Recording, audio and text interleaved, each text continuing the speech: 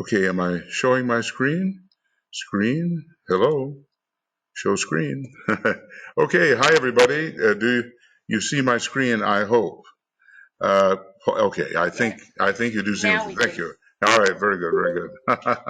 Okay, well, welcome, and this is I don't know, I guess our 75th program on the dissipation of glamour, and this is the 15th time that we're doing readings from glamour, and we're our intention is to keep working until we make our way through the book. Now, like I say, Tuija is doing that as well with the reappearance of the Christ, a very important book, and those of us who have been in the business a long time, we try to read it maybe, let's say, every year or every couple of years just to refresh ourselves.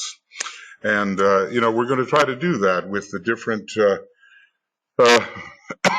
various broadcasts, maybe Destiny of the Nations. And what I'm working on right now are these video compilations on the initiation. So there's the third initiation and the second initiation. The second initiation is now finished, and I would recommend doing that in a way before the third.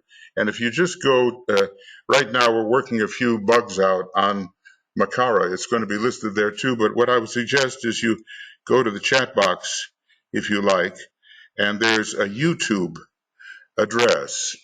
And that YouTube address will take you to 11 sequential, approximately 1 hour programs. And it may take you a little while to get through those because there's a lot of material. So let's see. Just want to make sure that right, audience view. Yes, there we go. Okay, so that's the best way if you want to get involved in looking at these second initiation programs. And I think I have to say that the majority of DK's students, at least surrounding Alice Bailey, had taken the first initiation, and their next goal was the second, whether it would be in that life or a couple of lives ahead. And I think it's relevant to people like ourselves. Now, I've just begun today to work on the first initiation grouping. And like I say, this is topical study. This is not the study of just one book.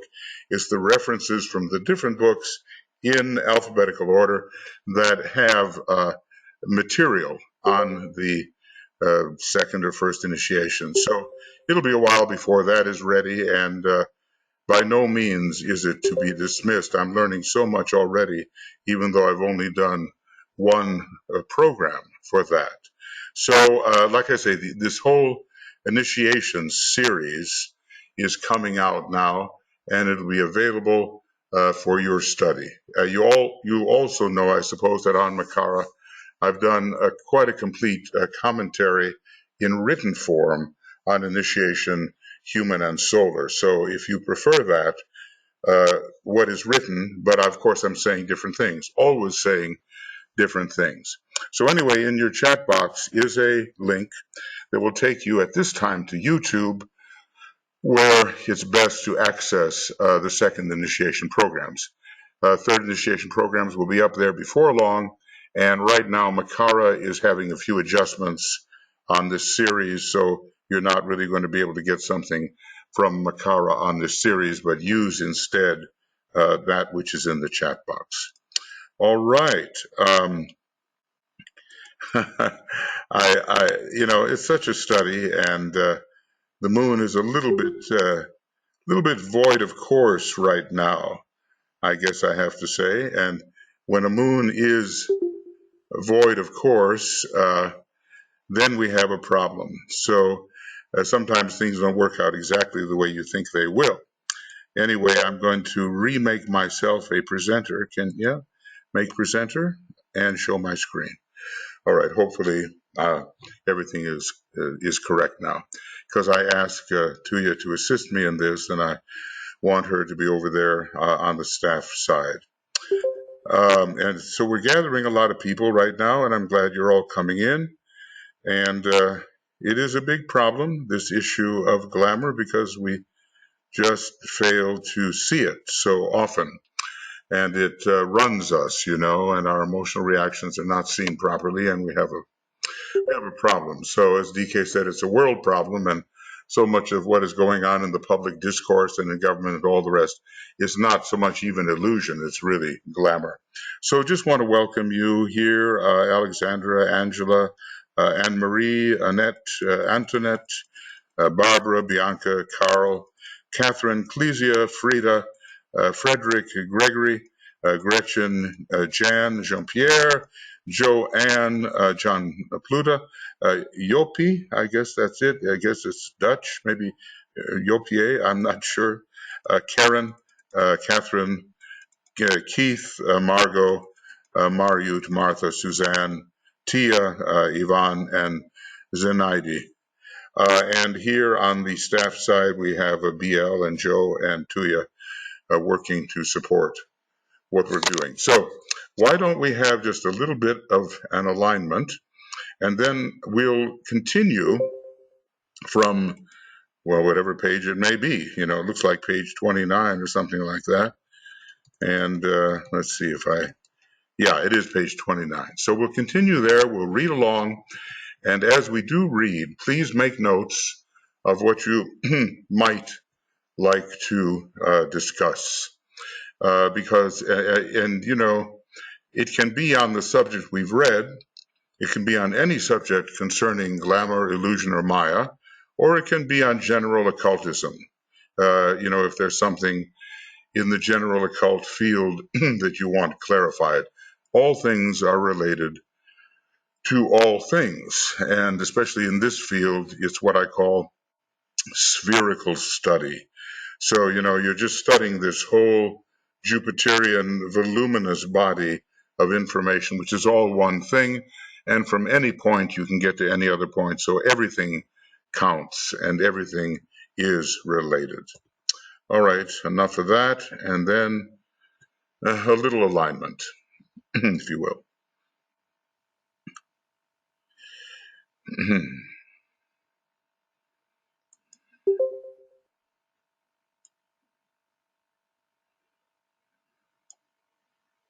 So wherever we are in time and space, of course the time is the same, but the space is different at the moment.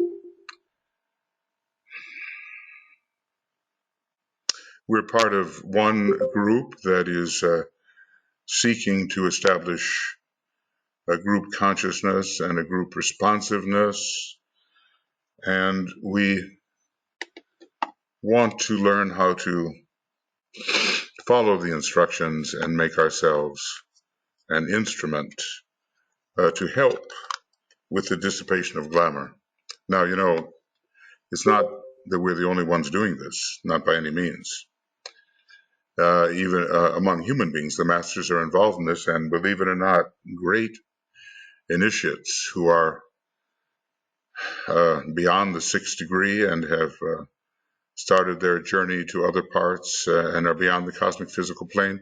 They're on the cosmic astral plane right now, and they are on what's called the path of magnetic work, and they have a huge role in helping to cleanse and purify and dissipate our astral plane from the cosmic astral plane. All you have to do is do a little reading on the second path, as it's called, the path of magnetic work. I think it's ruled by Gemini and Libra, and a lot of fifth ray monads take that path, and they really help us clarify our own astral plane, just the way the fifth ray from our own Ajna center is important in this clarification, and that beam that we send out from the Ajna center. So here we are, and we fuse with each other in consciousness.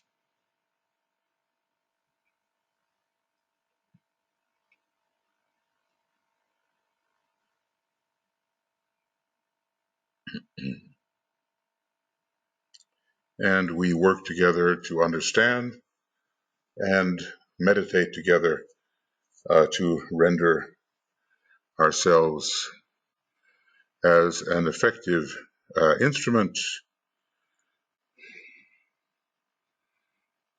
which, following the rules, helps to clarify the astral plane and drive off and dissipate the mists, the clouds, the veils, all of the fogs and obscurities which prevent people from seeing or understanding clearly. It's a big job. Okay, let's just sound an Om together to confirm the kind of work we intend to do. Om.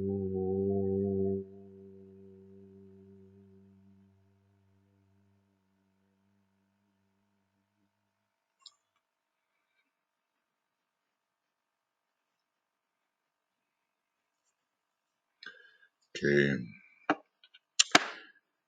So look, I'm going to work with the academic side here.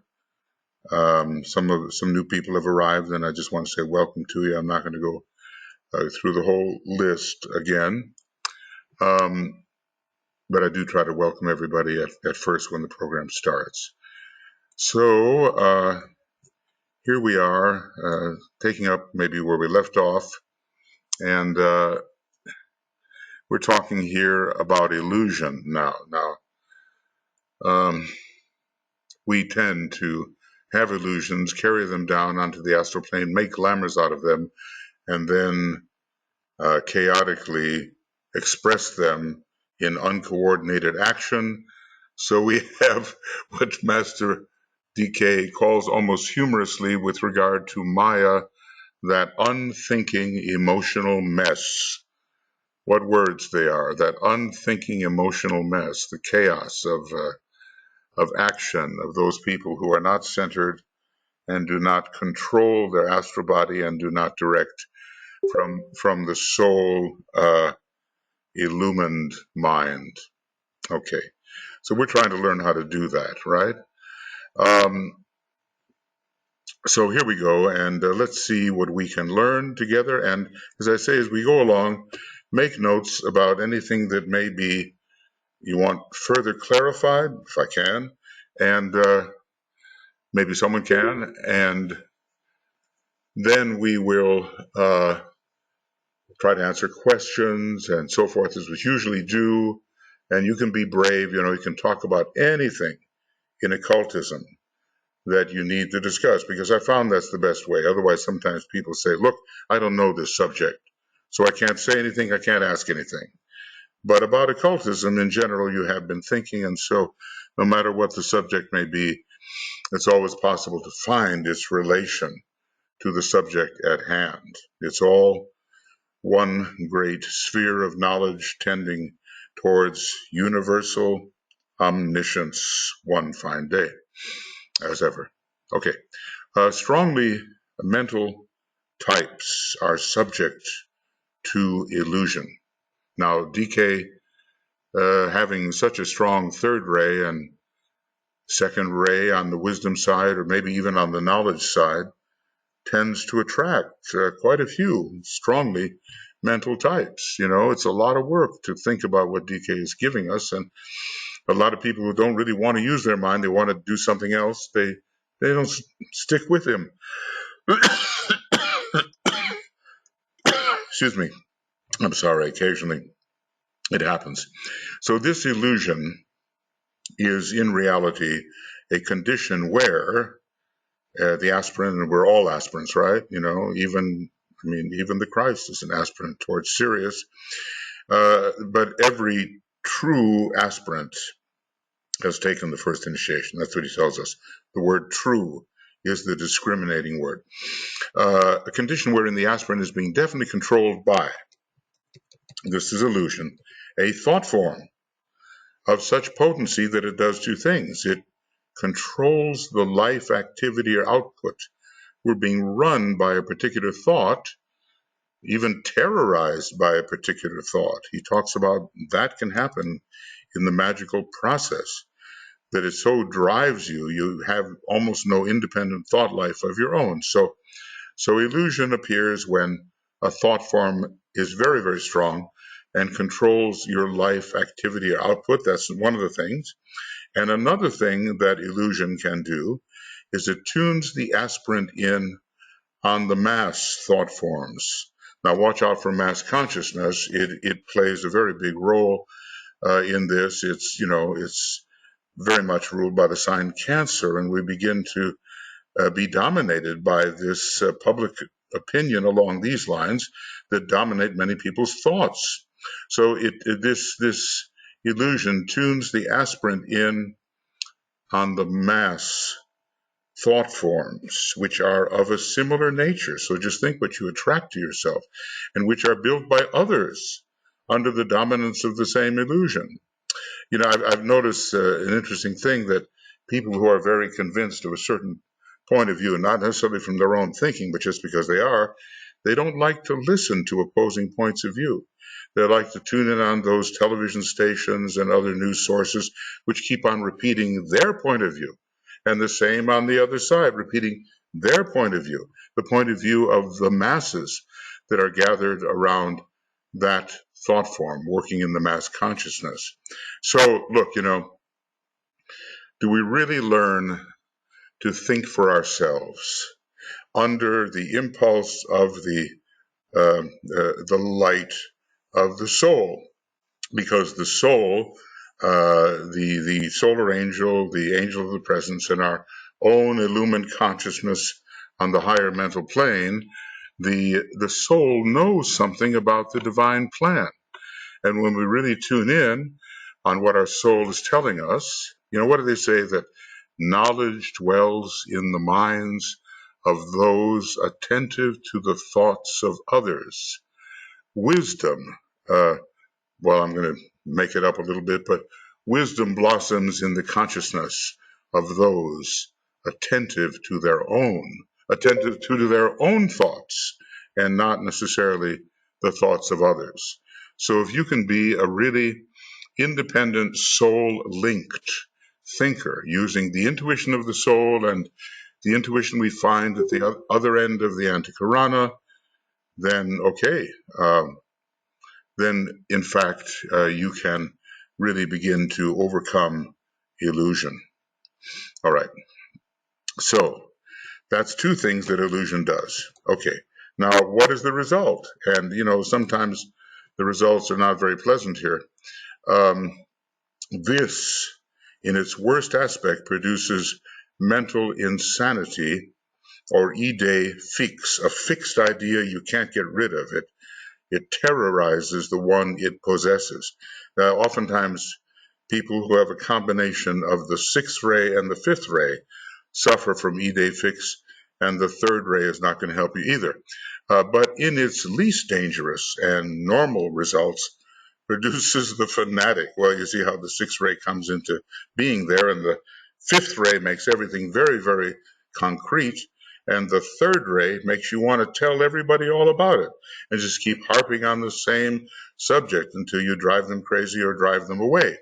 So the fanatic is usually, even if he realizes it not, a bewildered man who has a potent idea of some kind or another, but who finds it quite impossible to integrate it into the world picture. So this is a call for practicality and the usefulness of our ideas. We just think something is true and it's a wonderful, great idea and it can't be applied. It's going to take up our mental space and we'll be unable to act properly in the world as it is. Okay, so he's this poor fanatic, he says, we do not desire association with fanatics, says Master DK. Well, maybe in this life I'm not a fanatic, we'll see. But, some of us have experience on this. So he finds it quite impossible to integrate his fixed thought into the world picture and to make, now watch this, to make those needed often divinely directed compromises, which profoundly help humanity. Now, the fourth ray is involved in this, in making compromises and in dispelling illusion, because it comes from the Buddhic plane. We use intuition from the fourth plane to dispel illusion. Now, a little bit more about the fourth ray here. The new group of world servers is ruled by the fourth ray. Humanity is ruled by the fourth ray. The Ajna Center eventually under Mercury is ruled by the fourth ray, and this light comes out. So the combination of the fifth ray and the fourth ray together, when the fifth ray is being used properly instead of under the impulse of fixity, helps us dispel these illusions and think straight. So he's unable, to find the time or place for the realities which are within his natural grasp. So what do we have? We have the impracticality of the sixth ray and the concrete fixity of the fifth ray, dispelled by the balancing compromises of the fourth ray. Now, what we've been told about the fourth ray and the new group of world servers is that they bridge and they make sure that there's no unnecessary break between what's good in the past and what's coming in the future. Some people would like to throw away all the good of the past and they just think about the future only. And that can be filled with all kinds of illusion because they become eccentrics and they don't build upon the good that has occurred in the past. But the bridging fourth ray, which is intuitive, doesn't allow you to do that. And the new group of world servers produces the good of the old and the promising of the new. Okay, so I hope we understand that. Now let's see. This is a thought form. So the man is driven by the thought form, strongly mental types. Now let's see what it says here. When a man is highly developed, I suppose, in thought, the mental illusion is built around a definite intuition. But he doesn't know what to do with that intuition. That's the problem. You see, he can't interpret it properly. Sometimes things come down and you don't know how to clothe the intuition in the proper thought material or the relevant thought material. So the mental illusion is built around a definite intuition, and this intuition is concretized by the mind, fifth ray in this case, until its appearance is so real that the man believes he sees clearly that which should be done or given to the world, that he spends his time endeavoring in a fanatical manner to make others see it too. So there, I talked about that before. It's a kind of a combination of the sixth ray driving forward, idealistically holding on to something you've received from above, the fifth ray which concretizes, the third ray which just keeps driving the point home, just is only interested in what it's saying. And maybe there's a touch of the intuition, at least at the beginning, but it's spoiled by the manner in which it is concretized and is not properly related. Okay, so thus, and this is a sad thing, what he says here. Thus, his life slips away on the wings of illusion. Now, well, I'll tell you, when I read The Wings of Illusion, suggesting the misuse of the Mercurian power, and his incarnation is a relatively profitless one. So illusion is going to rob us of the possibility of really having a successful incarnation which advances the divine plan. Instead, we're just off doing other things which are not relevant to the way that the hierarchy seeks to have us go. So thus his life slips away on the wings of illusion. He's flying off somewhere that is not relevant, and his incarnation is a relatively profitless one. In a few rare cases, this combination of intuition and mental activity produces the genius in some field or another. Now, he tells us about genius that it requires the opening of the fifth petal, really strong fifth petal in the egoic lotus before what is that illumination of genius can even begin. But then there is no illusion, but clear thinking coupled with a trained equipment in that particular field or enterprise. So, obviously in this book, DK is pretty well telling us that when we're dealing with glamour as a whole, we are dealing with uh, illusion, glamour, and Maya in a technical sense, trying to straighten out the functioning of all the three vehicles: lower mind, astral body, and etheric physical vehicle. Now, what about illusion and the weaker or more average mental types of people? He says they succumb to the general field of illusion and of mass illusion. I mean, you just look at how elections are carried out, and people are thinking all kinds of crazy things that have nothing to do with the truth, and they are passionately pursuing those mistaken notions. And it's just rife today. When you look at election, you wonder who's buying the election, who's frauding the election, who's misleading the public with what do they call it, fake news. I mean, who's generating all kinds of lies and which are believed, and people hold the lies and they want them desperately and they act passionately on them. We've got a big problem here, and it is operating presently all over the world, and hopefully the next 7 years will see a clearing. Now, think about when the Alice Bailey work appeared. Hopefully we don't have the same situation. Okay, the First World War, which was the beginning of the Great War, began in 1914 and lasted until 1918, and it went underground. And then the Tibetan in 1919, there was a suspended breath, and he was able for a while to begin his work undisturbed by the warring activities of the various nations with respect to which he wanted to work. So in 1919, he was able to begin to bring things forward. Now, the coming forward of his next installment is said to begin in 2025, more or less, and to follow upon that. We've got 7 years now. What will be the general clearing, if I may say, so that he can begin this third installment in a manner that is less psychically and mentally disturbed? What kind of clarification should there be? And can we contribute to that clarification as students of occultism? So anyway, if we're the weaker thinkers and the more average type of people, okay, we're going to succumb to the general field of illusion, and our thoughts will be erroneous, and we will passionately pursue erroneous thoughts and make a mess of things on the mental plane. That's the worst of it all.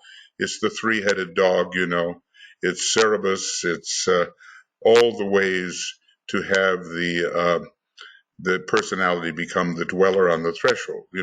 If you succumb to your own dweller, it's not a pretty picture. So what does he say?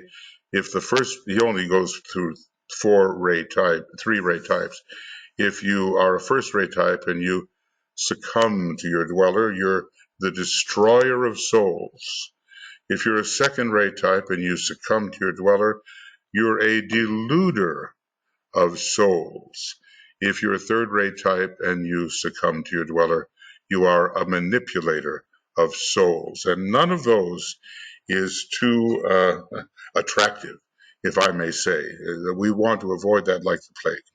The mental plane manifests a different sort of distortion to that of the astral plane or etheric plane. The faculty of discrimination, which is being developed, has produced sharper lines of demarcation. See, this is The fifth ray is associated with the law of cleavages and separations between things which should be appreciated in consciousness as unified occurs. So this is divided from that, from that, from that, and person from person, and being from being, and country from country, and egotism can then really emerge, dividing me from you, and so forth. So the faculty of discrimination, which is being developed, has produced sharper lines of demarcation, and instead of the dense fogs and mists of the astral plane, that's what we expect of glamour, and the swirling tides and currents of the energy of the etheric plane, and that's what we expect of Maya, we have on the mental plane masses of sharply indicated thought forms of a particular quality and note and tone, around which are grouped lesser thought forms created by those who respond to their note, quality, and tone. So this is what happens. And I don't know, I always try to think about how can I embody the idea of illusion. And I just say it is erroneous interpretation upon the lower mental plane due to the fragmentation of thought forms. See, everything is one, everything has to be unified, everything has to be related, and instead you've got bits and pieces and fragments. It's like a bunch of broken glass when I look at illusion, and it's really hard to work with broken glass. Can it all be fused together again in the right way? Well, maybe under the fire of solar fire, the fire of the intuition. So people have thoughts, and they just don't know how to connect the thoughts. They don't know how to connect the dots, so to speak. And things that could be related and shed light upon each other just look to be totally different under the law of cleavages. And you can't get it together on the mental plane and see the picture whole. That's how I think of illusion. And I guess we all have to arrive at a way to think of illusion which makes sense to us. Okay, so what happens? If we can, there's a grouping of thought forms here according to their note, tone, and quality, but they're not understood, and some of them are very erroneous. Similarities are then seen to exist, which constitute channels or avenues for the magnetic drawing power of the more potent thought forms. So thoughts reinforce thoughts, reinforce thoughts. And what are these kind of things that appear and are really illusory as far as humanity is concerned? Now, a little bit later in the book, he's going to tell us about 7 different types of illusion. And it usually has to do with not interpreting correctly, not understanding, not knowing how to applying at the wrong time, in the wrong space, and futility. Okay, it's usually all about not being able to use the mind in any constructive manner as far as the plan is concerned. So, what are some of these things that are appearing on the mental plane? Well, people like ourselves, we're probably familiar with the first one: ancient theologies in modern garb. So, thoughts that have long outlived their usefulness are represented in a way that is appealing to people, and they just take up these ancient thoughts when something else may be needed. Fixed presentations of half-truth. Okay, basically what you got here, yes, there is some truth, but we consider the some truth as the whole truth, and it's rigid, it's dogmatic, and it doesn't move. I've got my Bible, you've got yours. It's filled with half-truths because of its narrow point of view, and I stick to it, do or die, death come, whatever. Half-truth is taken as the whole truth. The wild thinking of various world groups. I'm remembering, some of the things that went on around the psychedelic opening, taking drugs and all that, and Timothy Leary and his groups and other drug-taking groups that thought they were really entering reality. Just crazy things, but fascinating to them, and they try to force it on other people. And many similar emanating sources have down the ages produced the world of illusion and those mental states which have held humanity prisoner to the wrong concepts and thoughts. Not only badly interpreted, not only illogical, but even if rightly interpreted, wrong for the time and wrong in terms of what the plan decrees should appear. So are our thoughts relevant to the times? Are they really helpful in terms of the conception of the divine plan which a hierarchy is trying to impress upon humanity? Now, so many of these thought producing illusions, we're thinking along with the illusions and we're not producing anything real in our thought life that affect the world today, has been to cause a general division. Remember the law of cleavages in the fifth ray and the problem of ideologies, where you get that under the fifth and sixth ray together. I have my ideal, you have yours, and we're fighting it out. The fourth ray is not there yet. And DK says, look, when the fourth ray comes, it's going to be better.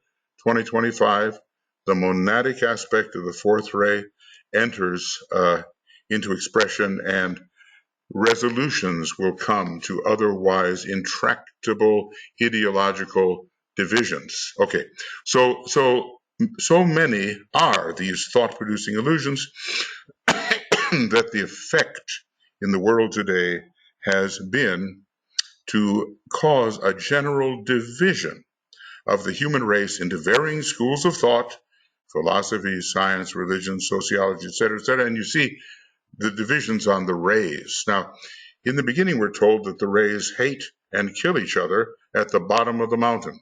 When they first appear, they don't see anything in common. They fight with each other. The church, let's say, is fighting with the scientist. It's fighting with the magician. Let's just say that you can find a way that the second and sixth ray are fighting.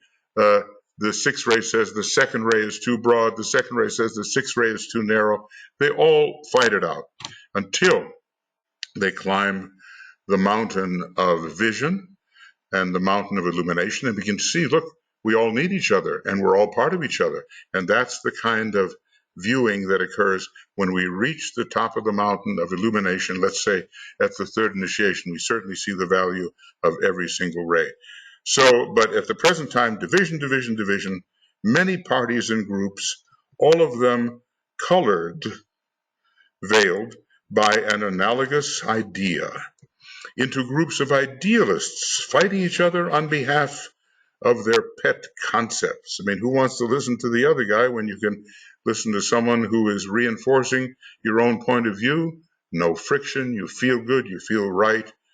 It's happening all the time. It's really happening in the United States now with its Gemini personality under the sixth ray. The idealists are at war with each other, and one group is representing the personality and the other is representing, I think, the soul.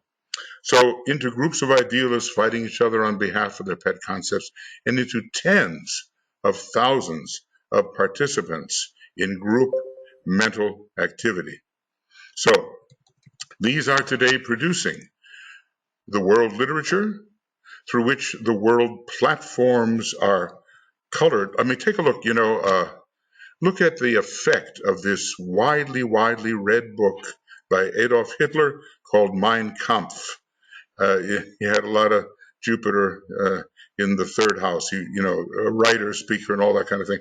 So that colored a platform of millions of people and the Axis movement, and there's even a recrudescence of it today.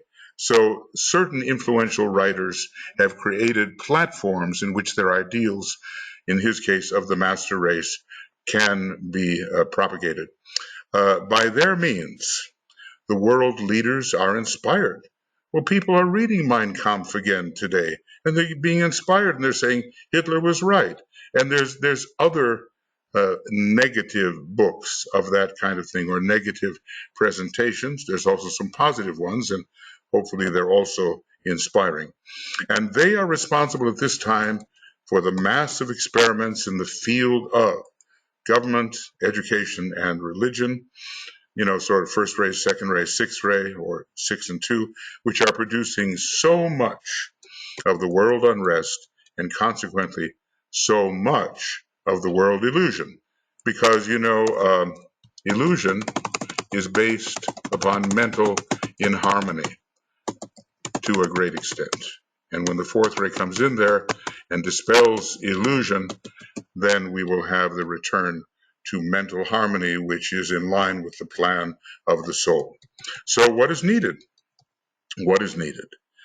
What is needed, therefore, at this time are thinkers who are training themselves in that mental attitude and one-pointedness, which is divorced from the danger of a negative receptivity.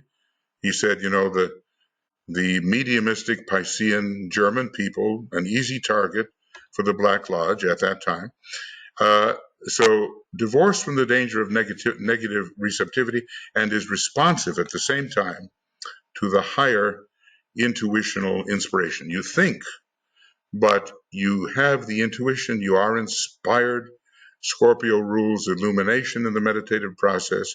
Sagittarius rules inspiration. Capricorn rules initiation.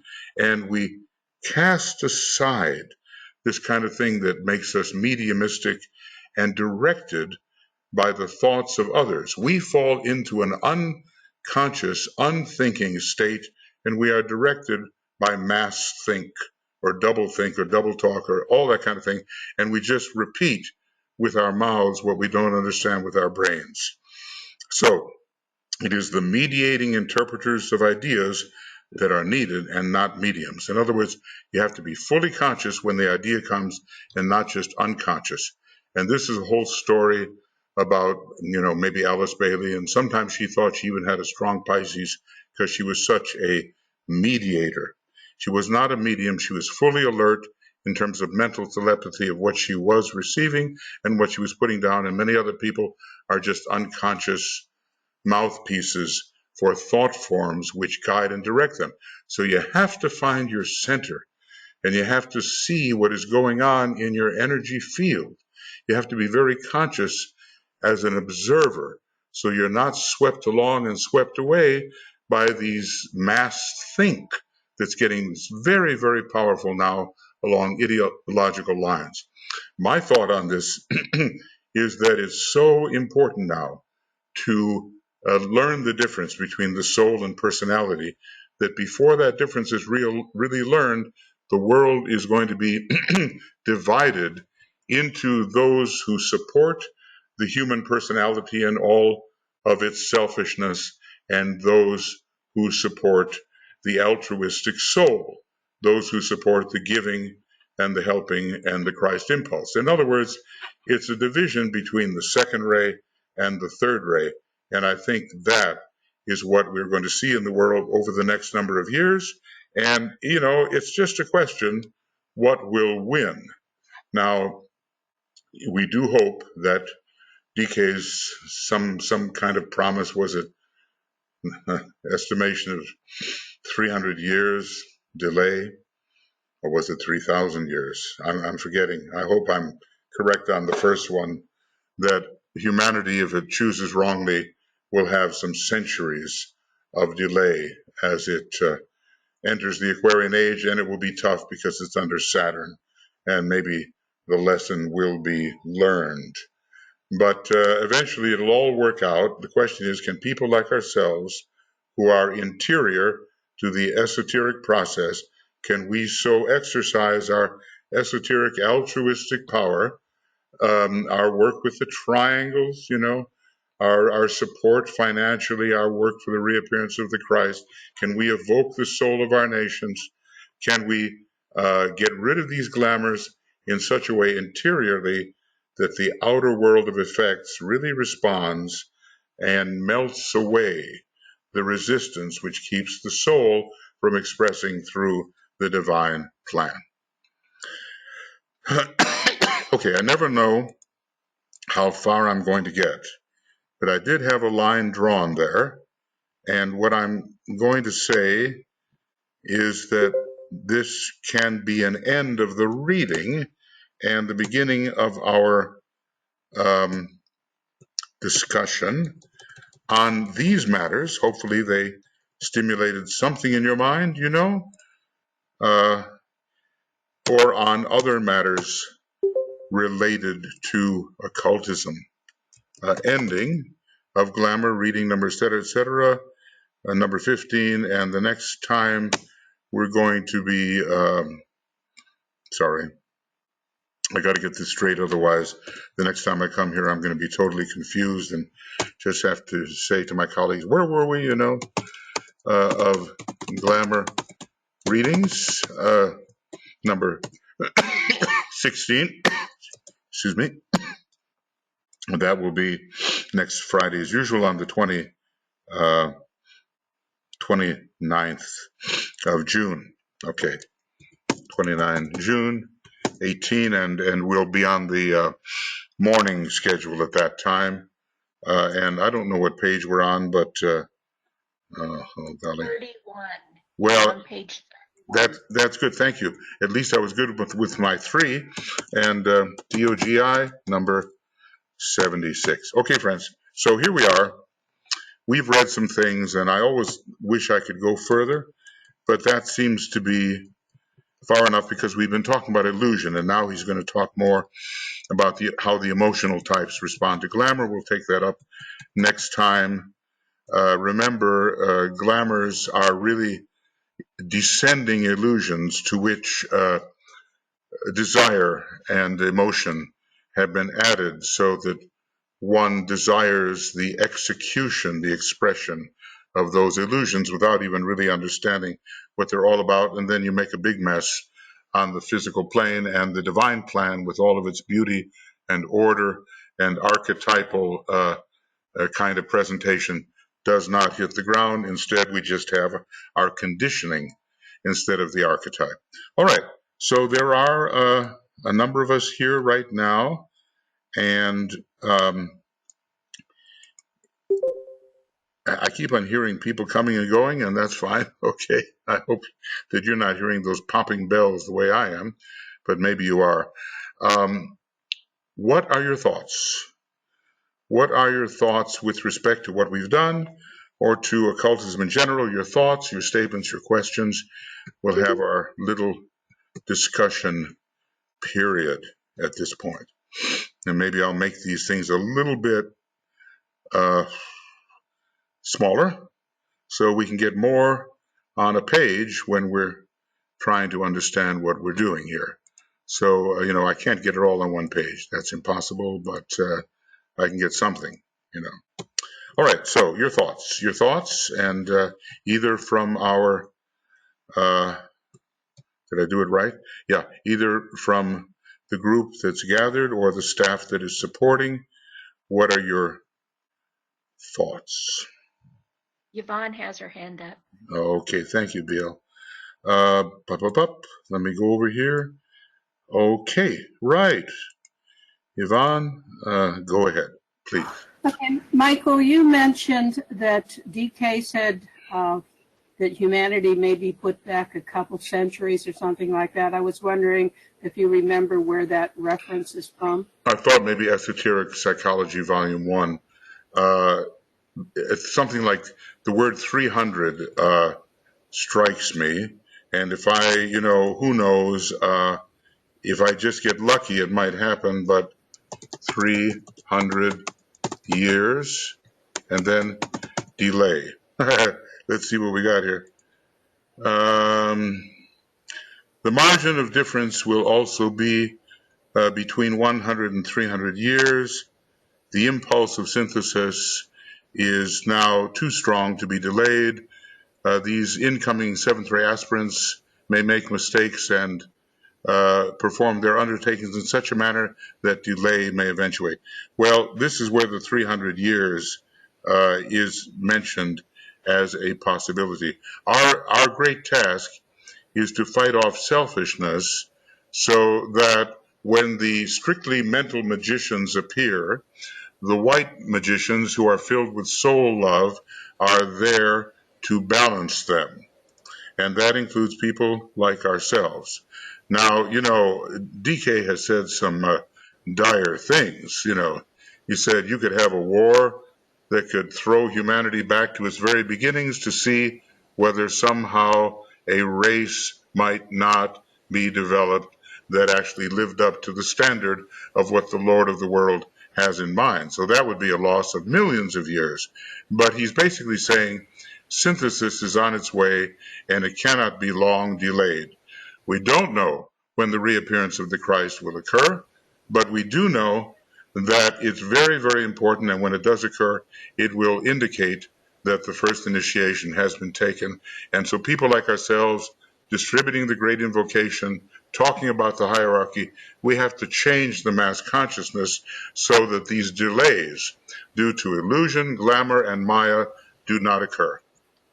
Anyway, that's one thing where it says 300 years, and I suppose I could do this 100 years. Now, there are actually 9 references here, and I guess, what would be needed is to, here instead of every 1,000 years, they're taking an interest in us. Now they look in every 300 years to see how we're doing. That's nice, okay? For several hundred years, HPB, however, was truthful and knew at that time, and for several hundred years afterwards, probably about 300 years, that the astral body would continue to govern the mass of human reactions and their consequent daily life. Mainly, we've got a problem with the astral body. It's not really clear, and it's going to last for hundreds of years, and that's why the major attack against glamour cannot come until later, 300 years hence.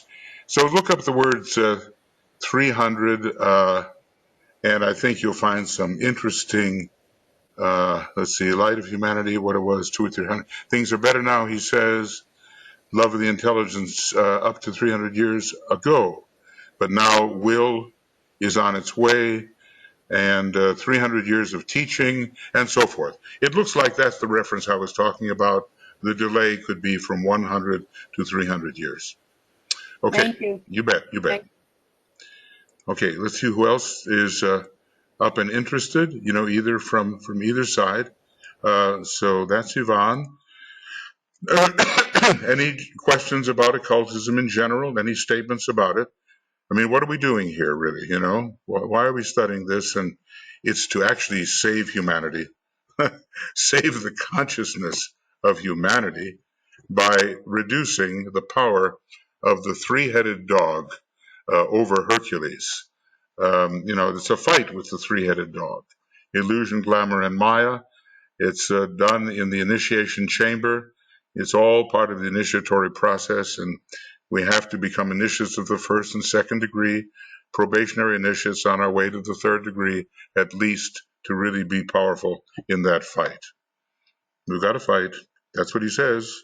Therefore, see that you battle. My goodness, what statement as a final statement, or one of the final statements. See that you battle from this nice second ray master. Okay. Other thoughts here about the illusions that seize us and how we free ourselves and learn to think for ourselves under the guidance of the power of the soul, which knows the divine plan. DK said, look, how much of the mountain of vision have you climbed for yourself? What a question. See, I read Master DK, and he says this and that and the other. How much have you climbed for yourself? Yeah. Who else is up? Okay, Frida. Keith and Frida. Keith and Frida. Okay, so Frida's here, and then I'll go to Keith. Frida, you're self-muted, so you have to undo your self-mute. There should be some button somewhere. Can you hear me? Yeah, gotcha now. Okay, great. So, Michael, I was reading Annie Besant recently, and she had this recommendation that I thought was quite wonderful and quite interesting.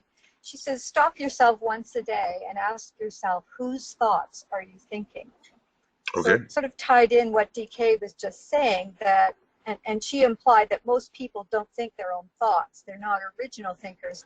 They're simply mulling over things that, you know, they've heard or they're picking up. The great other thought forms. Thought currents are coming in, and one magnetizes them, and you think you're thinking your own thoughts, and you're just basically repeating what everybody else says. You know, my uncle said a funny thing. He says, I've got to tune in on the news now to find out what I should think. So I thought that was pretty good, because we've got all these commentators, and we walk away from, you know, somebody does something, that all the talking heads come in and say this, that, and the other, and then we walk away having absorbed something, and we think it's our own thoughts. Anyway, so it's a good idea. Good idea. Michael, can you just expand on that idea, though? And my first thing would be, if I could ask Annie Besant, I would ask her, how do we distinguish? We think we're thinking our own thoughts, but we're just rehashing, you know, or recycling other people's thoughts. So how do we develop that discrimination so we know whose thoughts are we really thinking? Okay, well, where did I hear it in the first place? And do I remember a period in which I concentrated and evolved this thought and it came to me? See, and also the Evening Review gets involved there because it shows us the cause and effect of the day. So, you know, I'm thinking a lot of weird thoughts these days, and I know I'm getting them from myself. But if we can distinguish where these thoughts arose, or whether we went through a laborious process or a meditative process, and they occurred to us after that kind of process of thinking in the light of the soul, there's a greater possibility that they may be our own thoughts. And anyway, let's just experiment and see, whose thoughts am I thinking? And also, you know, for the people who are in the therapeutic field, whose feelings am I feeling? Are they mine? Are they the world distress? Or am I just a medium for these things? Am I just picking them up? Observation is the key. And honesty and good memory. Observation, honesty, and good memory will go a long way towards helping, in my view. Anyway. Okay, let's try it. Thanks for that suggestion, Frida. That was good. Helpful. Okay, Keith, where are you here? Yeah, there you are. Okay, hold on. And and you're self-muted at the moment, so you got to unself-mute. Just there. There you go. Here I am.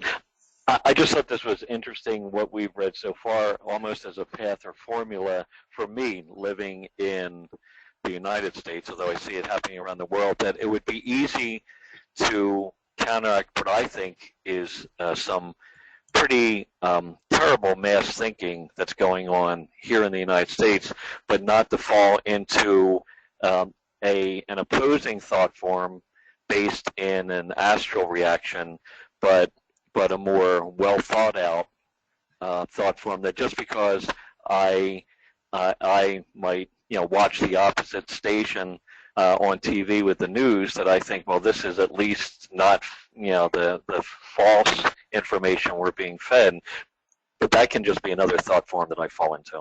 Sure.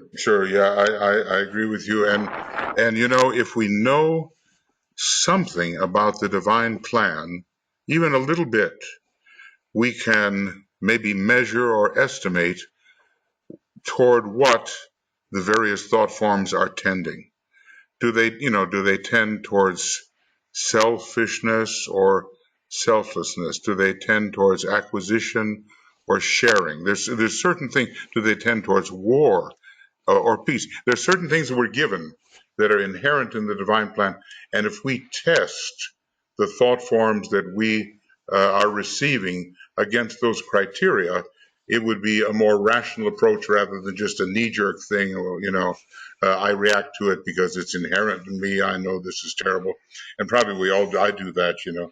But then if I pull back and I think just for a moment, why is this not in line with the divine plan, or is it somewhat? Then I have a more objective point of view. So again, we people who are interested in the dissipation of glamour, we have to quiet our emotions when we are dealing with illusion and even various glamorous trends of other people. Maybe we have them ourselves. The more we clear ourselves, the better we'll be at observing with some degree of objectivity. It's going to be a discipline for those of us who live in the United States and also how the United States at present is affecting the world. I do believe with its second and sixth ray, now think about it, that the rays of the Christ were the second ray soul and the sixth ray personality. That's what DK tells us in the destiny of the nations. I think it's very likely with the center of the United Nations in New York being a second ray soul and a third ray personality, mirroring the problem of the planet and of all disciples, that America may well be the place where the Christ intends to set up his headquarters, because he will set up his headquarters. And I think this is the very reason why this stupendous attack that we find at this time is occurring in the United States and affecting adversely the rest of the world. So let's just see. Let's just see, and we'll do our best. We'll do our best. Yeah. Yeah. Okay. Anything else? Anything else, Keith? Okay. Yes, Michael. Yes, Karen.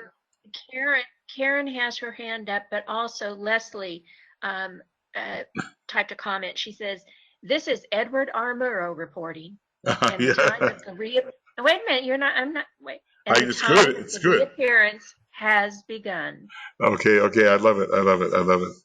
Of course, I'm thinking back of those black and white TV days. With Edward R. Murrow, so trusted as a news commentator, just like Walter Cronkite later as a fatherly figure was trusted. And so, this is good. And I wonder if it will ever come to pass that such an announcement will be made. This is Edward R. Murrow reporting that the time of the reappearance has begun. Okay. Well, look, friends, thanks, Leslie. The time of the reappearance has begun. And we're all said, distribute the great invocation, use it widely because it's your greatest instrument in promoting the correct attitude towards the reappearance of the Christ and his hastening. And we do not know the time or the hour. And though the people who run around and say, lo here, lo there, he's in East London, he's a Pakistani, he's this, he's that, all of that is an incorrect approach, but preparing the heart and mind of humanity for the reappearance is something that has begun. And the hierarchy is doing it, and we have to do it even now. It's our major task. I have no other life intention. It's our major task. And, you say, well, that sounds religious to me and all that, but we know more about who the head of the hierarchy is and how people's notion of what he is, what hierarchy is, what reincarnation is, have to change, because we have these rigid, illusory thought forms right now, tremendous dogmatic misinterpretations, which are like walls going to block out the higher truth. We have to logically pursue those misinterpretations. We have to help dissolve them. We have to help shatter them.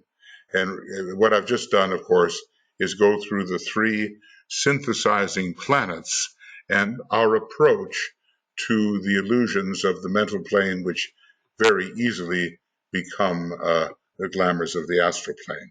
So thanks, Leslie, for that. I love it.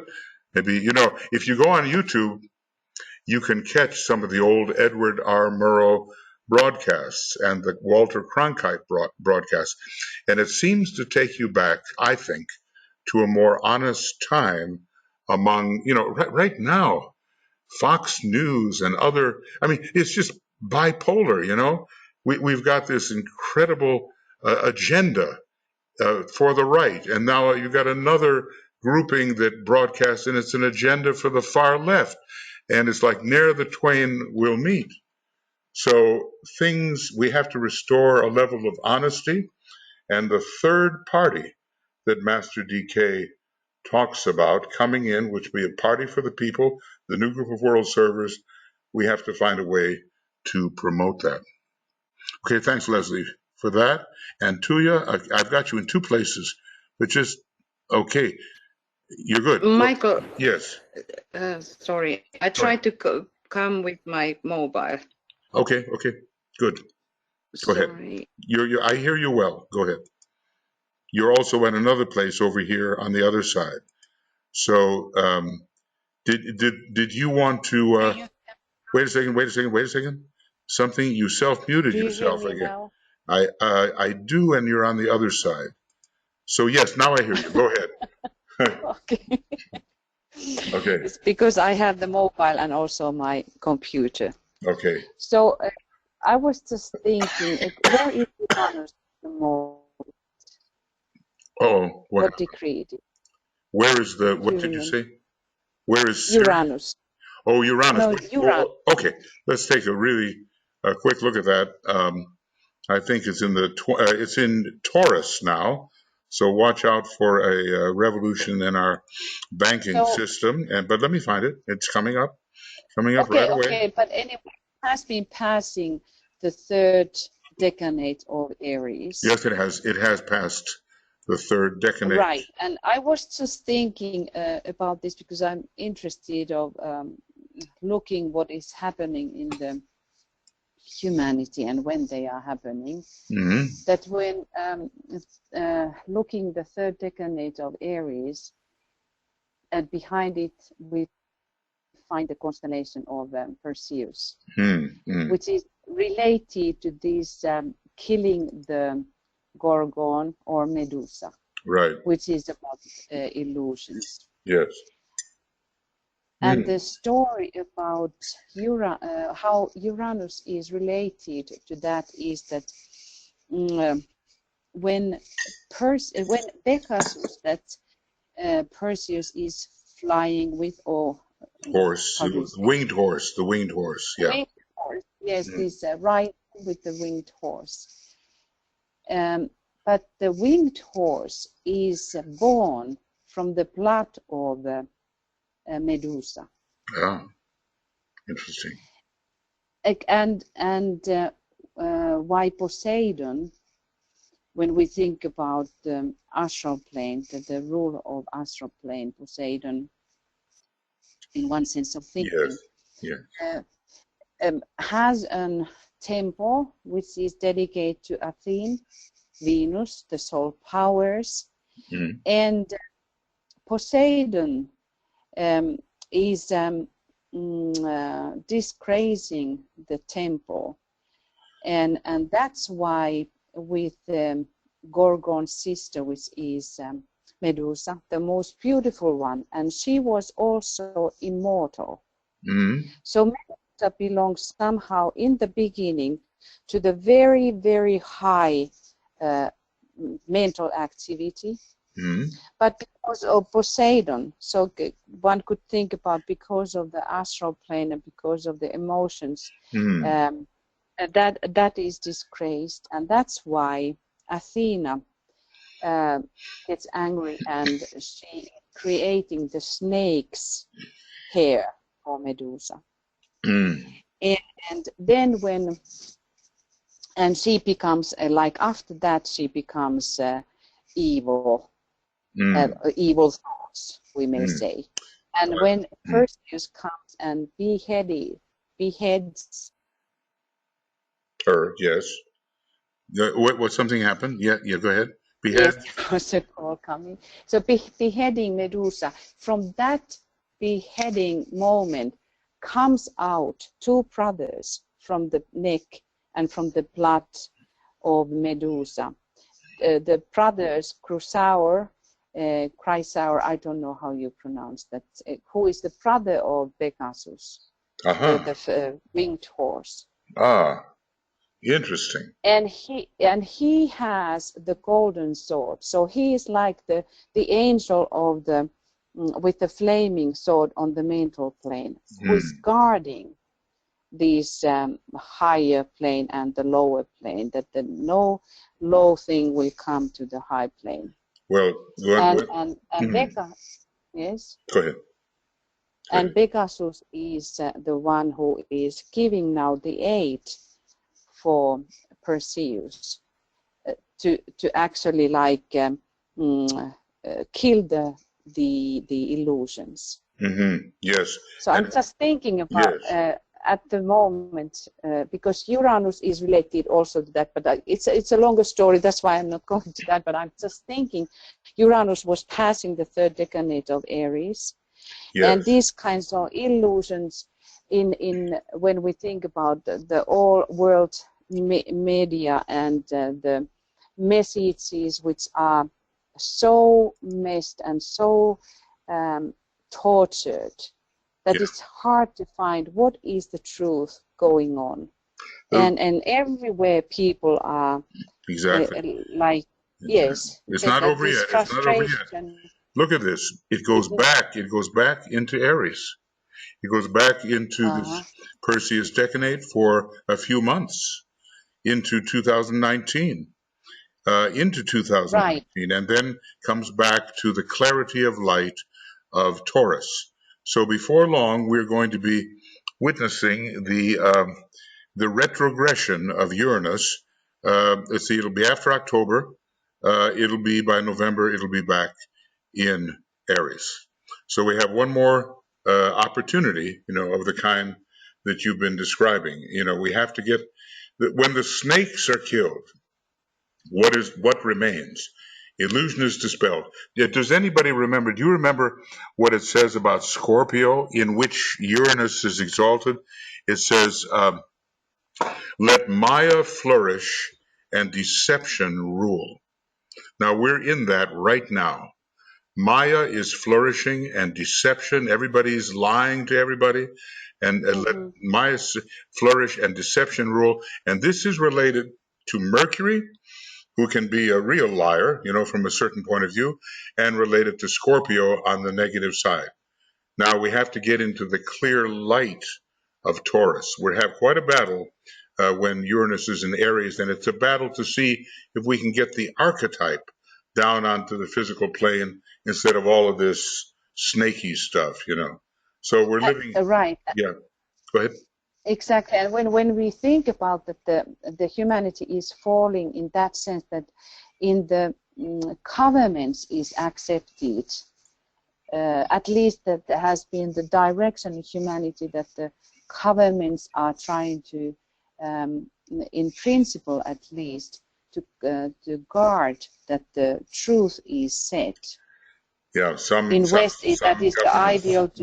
Yes, but now when the governments are, the corruption is spread so thickly now on earth and among humanity, so I think that we must look these 7 years what we have left, that if disciples cannot at the moment come in strong front and really find the way to work together,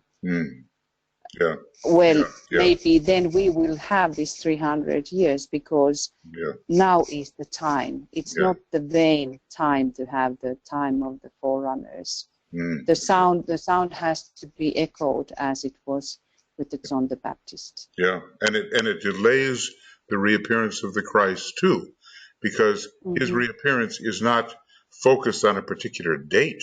It's focused on a condition of energy. So we have very, very big responsibilities. Very big responsibilities. Right. Good points. Good points. Okay. Thank you very much. Any other BL maybe? Am I seeing everything clearly? Karen. There's Karen. Karen has her hand up.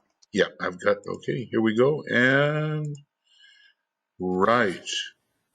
Karen. Yeah, my question is related to what we were discussing about knowing our own thoughts. And when we are in meditation, we seek to reach the Buddhic plane and the rain cloud of noble things, and then to precipitate those ideas with the least amount of distortion. So my question is, are any thoughts really our own?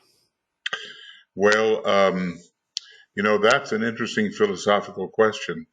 They may not, I would say that the personality per se can generate its own combinations, and we'll call them thought forms. I would say that there are great thought forms that are upon the Buddhic plane that are placed there by the hierarchy. But I would also say that we are a monad, and a monad is a profound thinker, on the second level of the cosmic physical plane.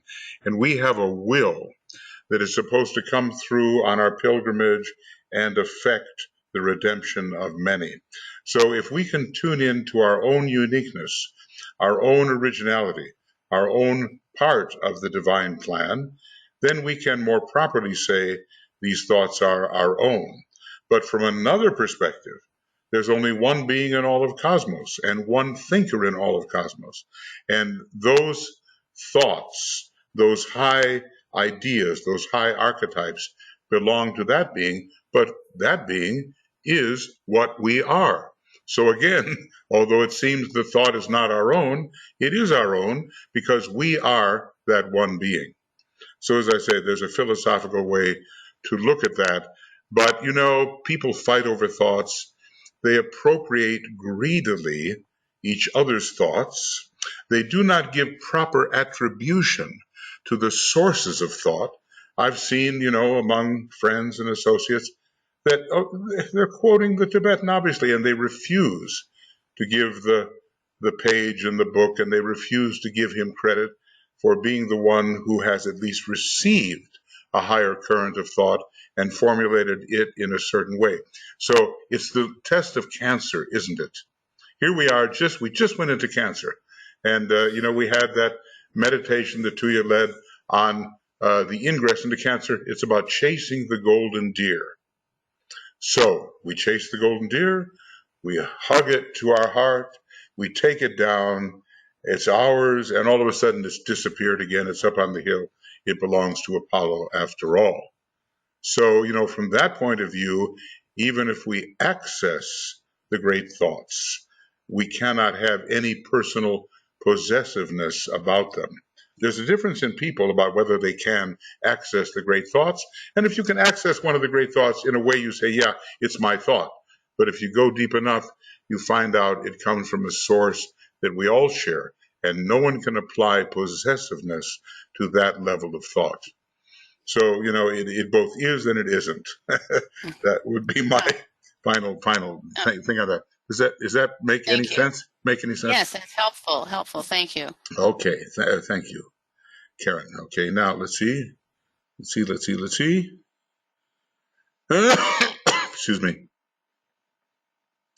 All right. Is there, yeah. Maybe there's nothing else or no one else right now. No, I don't see anything else right now. Yeah, all's clear.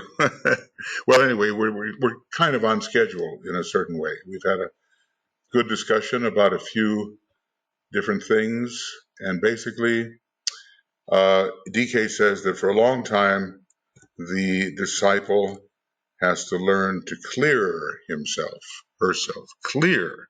This is a big second initiation thing. You look out, is it a clear day? Is it a cloudy day? You learn to clear the various obscurations within your aura. It takes a long time to do that. But when finally we clear it, the sun shines, and the sun is the soul, the sun is the monad, the sun is the higher reality. So we've got a lot of work to do to clear our emotional, all three levels have to be cleared, and there are techniques for doing that. Some very maybe potent techniques for doing that, but to be the observer, who finally is the observer?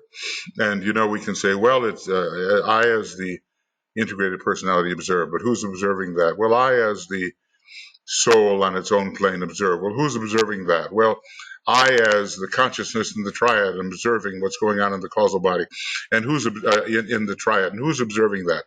And finally, it ends up being that point of reality, which is an emanation of the one life, which we are entirely, who is the observer. Finally, the observer is the one life observing itself in expression, So it may seem a big jump to say, well, look, I am the one life of the universe, because it sounds absurd, but if you lift away enough of the veils, you will see that all of the pettiness that we have as little projections of the one life who have forgotten their source, they can disappear. The horizon can expand and deepen, and we are returned to the idea that we are everywhere, says Master DK, and we are the one life. Now, anybody who goes in that direction had better also keep their feet on the ground. But both things are possible. It's possible to be the one life and to be the particularization of that one life, which is in emanated projection into lower, more circumscribed consciousness. It's possible to be both of those things. So that's the balanced way to be all, to be the one and to be an aspect of the many. That's the balanced way to proceed. Excuse me.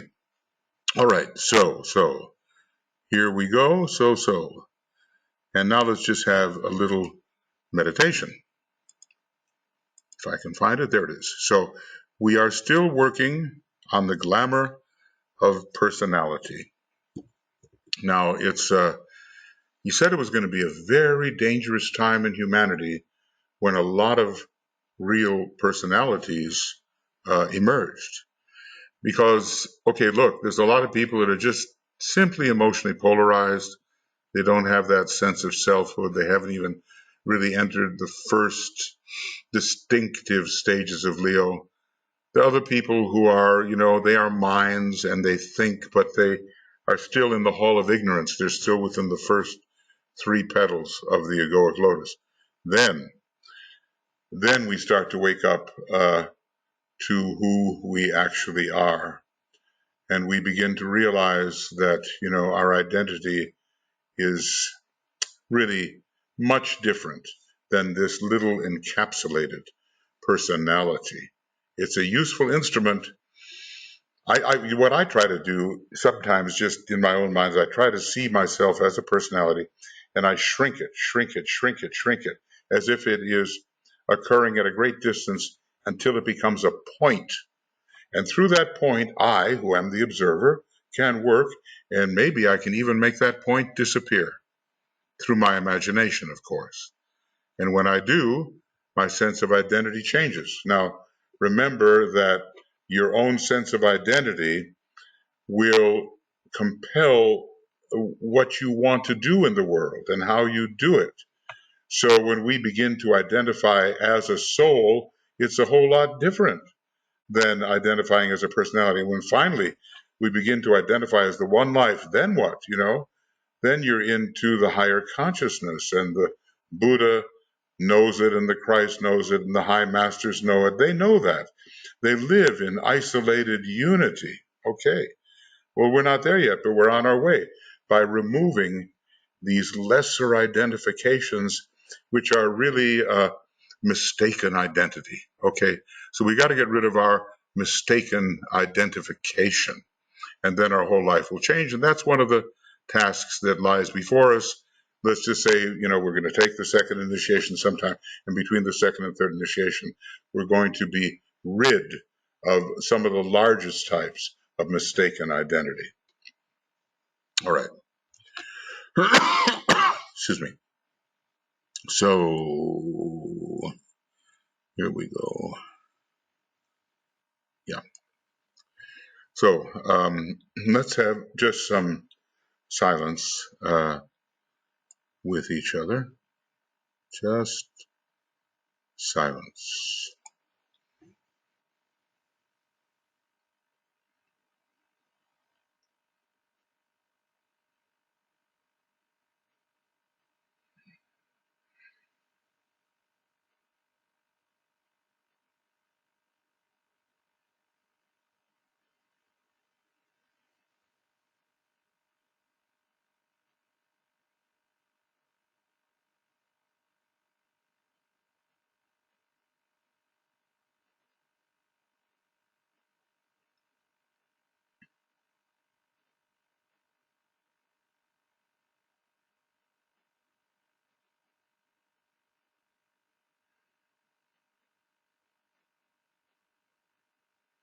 And in this silence, I'm sure we can all feel a certain coming together in consciousness, a certain energy presence which may not have been present when we're just talking using the mind.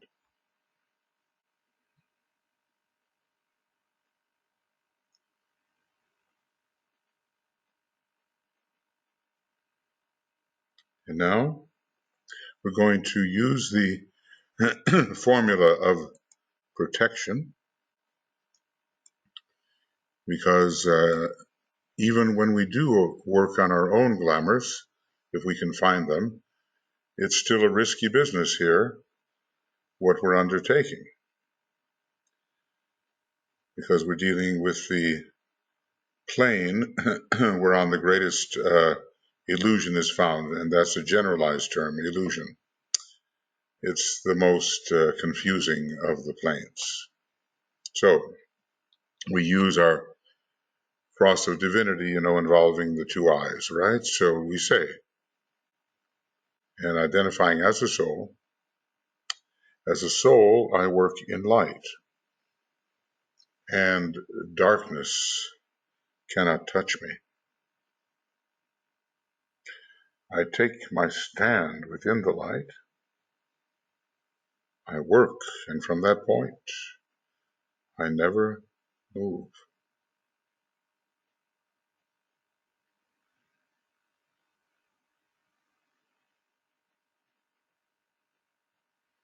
Let there be radiation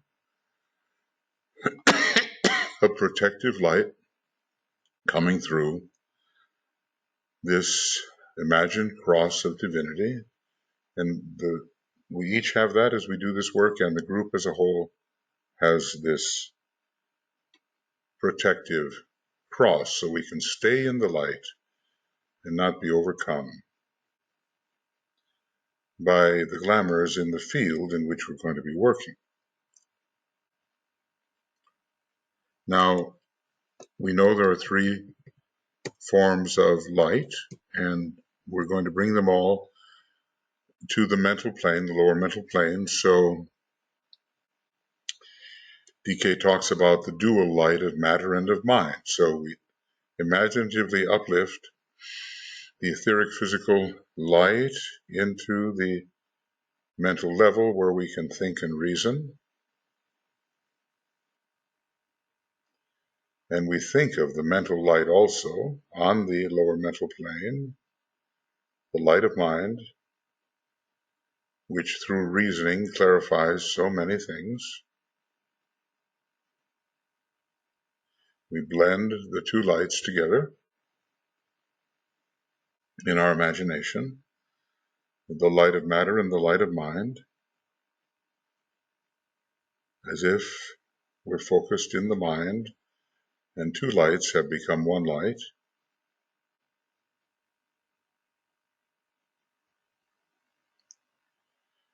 And then we think about the soul, or at least we think about consciousness within the egoic lotus.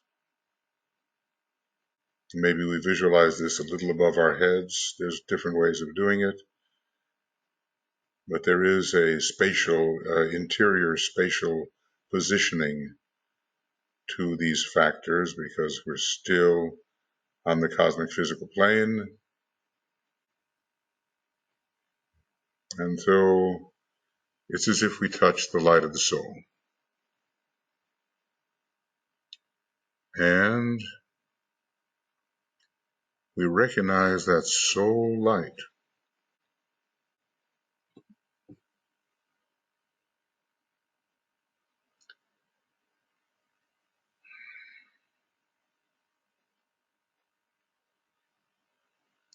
And we imaginatively bring down the soul light from the higher mental plane.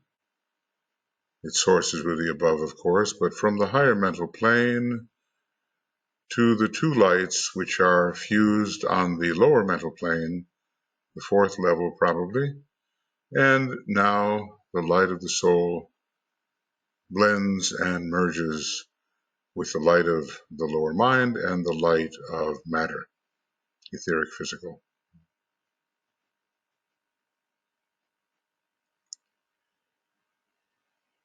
And this for each of us is the source of our beam, the beam.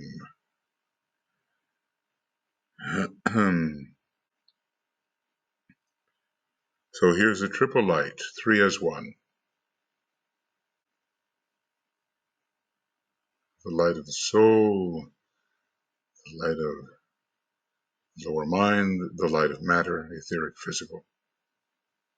Getting ready to work on the astral plane.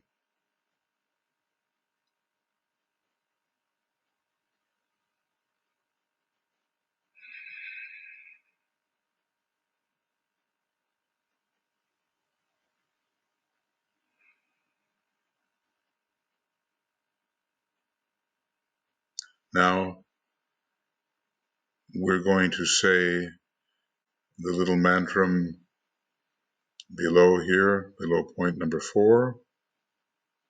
And we say,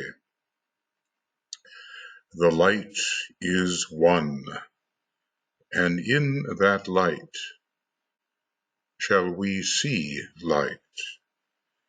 This is the light that turns the darkness into day.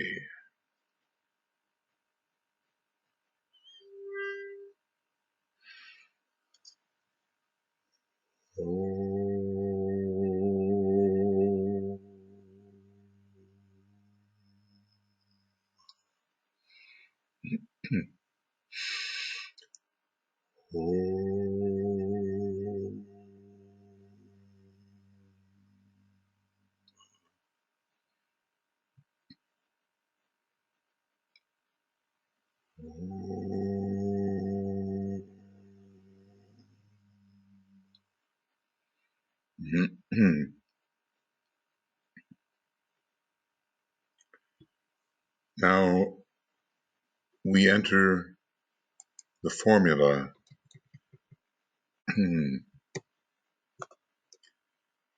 We have this triple light. We're going to visualize a great searchlight coming forth from our triple blended light as one. And as if there's one searchlight for the entire group. The searchlight is at once an instrument of revelation and also a weapon for the dissipation of glamour. So as we speak these words of the formula,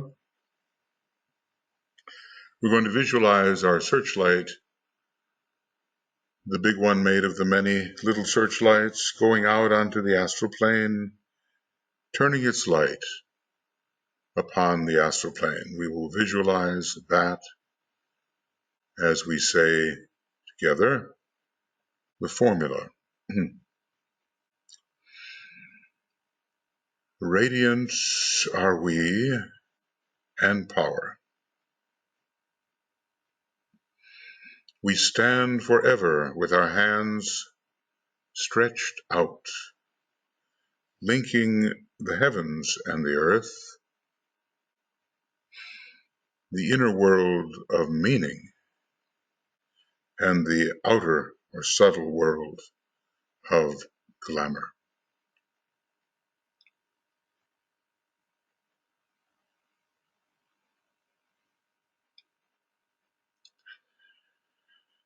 We reach into the light and bring it down to meet the need.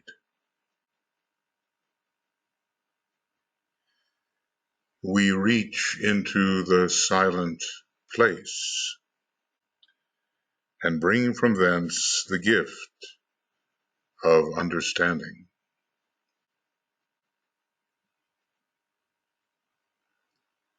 Thus, with the light, we work and turn the darkness into day.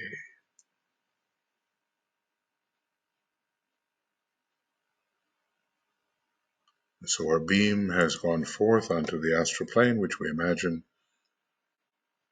onto this world of deception. And we're going to strengthen our beam.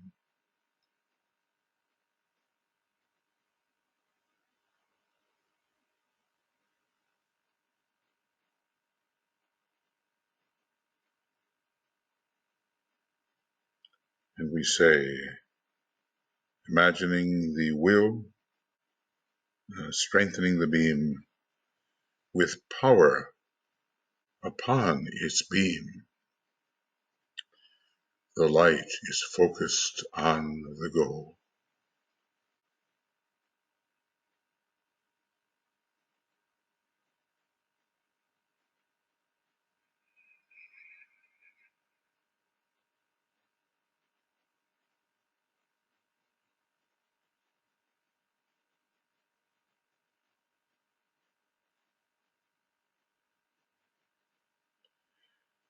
Now we're going to enter the words of power section.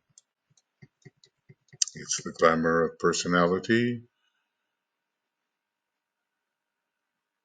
that we are dealing with as this sort of Geminian war between the higher self and the lower self continues in humanity. So as we say these things, we're going to visualize the light of our strengthened beam penetrating into the glamour and producing its weakening and its dissipation.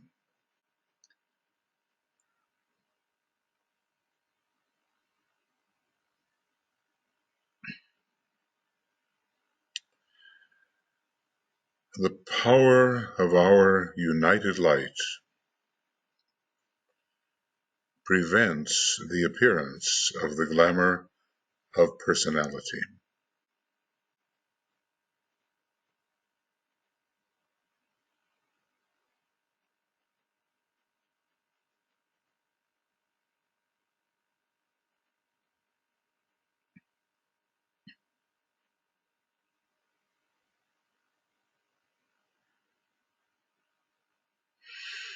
The power of our united light negates the quality of the glamour of personality from affecting humanity.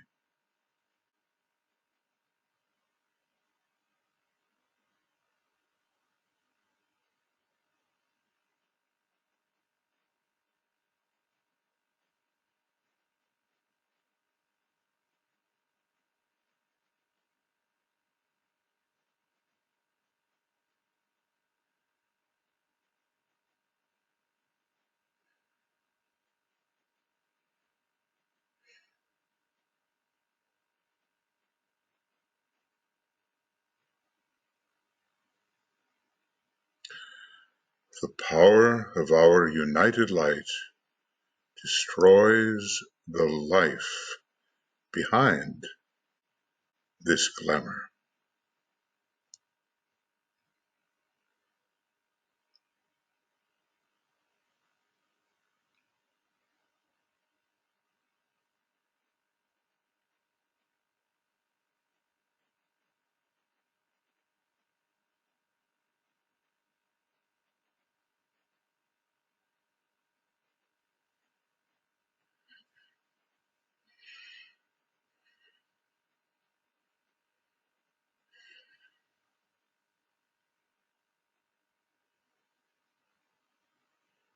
Now, we're going to enter into the silence for 5 minutes, and he tells us it's a period of silence and of intensity of purpose as we see the work proceeding. 5 minutes of silence.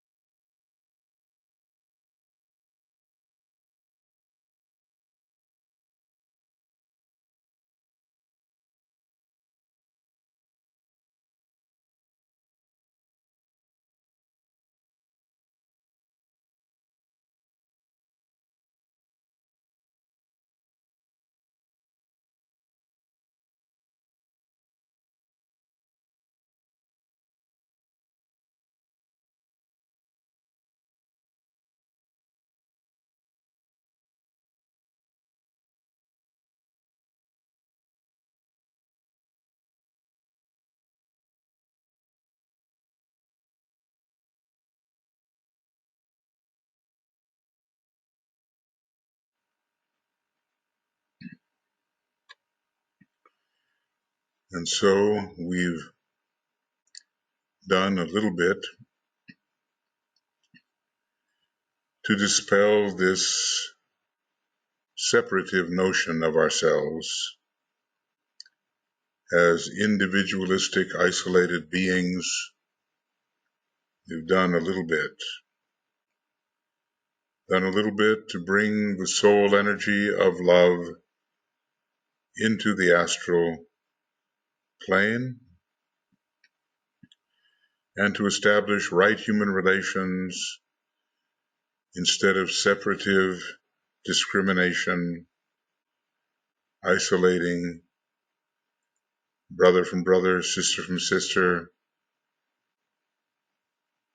and we'll keep it up and try in our own lives to make sure that this glamour of personality, of having our eye all the time upon our little self, does not persist.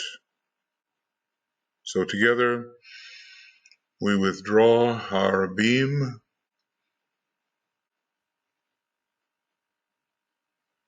and into the mental plane, and it's now simply a light upon the mental plane. And we shut off the beam. In the light of the soul, the light of mind, and the light of matter, we retain the idea of their fusion.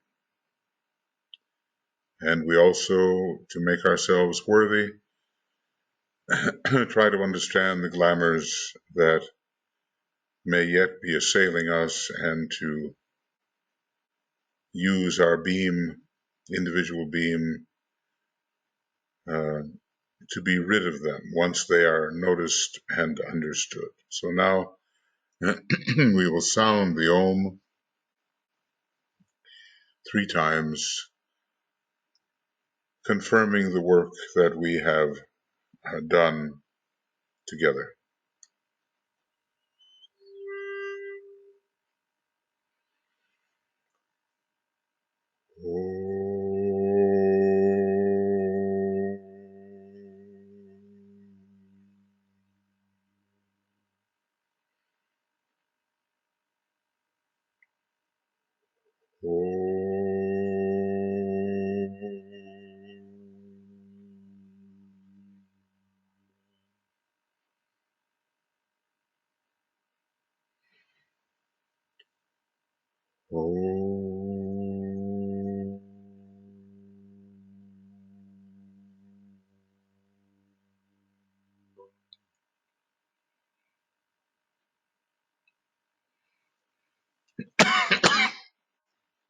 Okay, friends. So thank you for your presence and your work. Tomorrow we continue with the Souls of Nations broadcast at 8 p.m., 5 p.m., that is, GMT, 8 p.m. here in Finland. You have available on YouTube some new material to study on initiation. And then on Sunday, we go on to attracting money for hierarchical purposes. So these different programs will soon be available on Makara and YouTube. We're in the midst of a transition, working things out. And you've got plenty, though, to keep you busy and keep you thinking and keep you aligning with the light that is to infuse the personality. So many blessings to everybody, lots of love to everybody, and we'll be back tomorrow with Tuija leading the meditation on the soul of nations and the intercessory or intervening work that we may have to do subjectively when various crises are hitting humanity in various places, kind of emergency work, you might say. So, all the best, and we'll be seeing you soon. Bye-bye.